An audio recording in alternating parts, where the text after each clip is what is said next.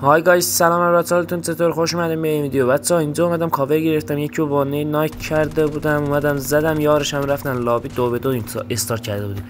یارم گفتش بیا کاورم، گفتم الان میام، چیش نمی بود. اومدم این یکی هم دمن زدم، گفتم به جای نیت بندازم توی شورتش، بیا بگیر ببینم. عمو بگیر چرا اینطوری میکنی آخه؟ بزن ها. ای وای، این نیدم که دمنزش کرد. بچه‌ها اومدم دیدم دیگه نید نداشتم، کاور بگیرم، یه دونه اسموک زدم، رفتم کاور رفیقم، دیدم افتاد نشد، گفتم کشته شدی، ایم نداره، انتقامتو میگیرم. اومدم دیدم اینجا چی بهتر از این که یه دونه اسکیت باشه. اسکیت رو برداشتم، سوارش شدم، یه کاور گرفتیم، دوباره رفتیم پشت این صخره ها. چه دارم میرم دیگه، یعنی رسیدیم به پشت صخره. حتی اینجا اومدم گفتم بذار قایم بشم، اینا رو 3 نفر مونده، حالا شاید نتونستم بزنمشون. قایم شدم اینجا، یه کاور دوباره پشت درخت. سلام چطوری، خوبی؟ اینجا گاهی موشک باهاش بازی کردیم یکم.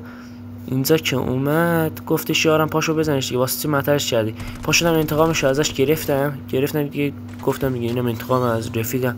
رفت لابی. اینجا دوتا نید انداختم دیگه، 2 نفری که موندن هم دیگه پشت هم دیگه کاورن، چسبیدم. من 2 تا نید انداختم، هیچ کدوم دمیج نکردن، نه دمیج شدن نه افتادن. دیدم یکیشون از پایین داره رد پاش میاد.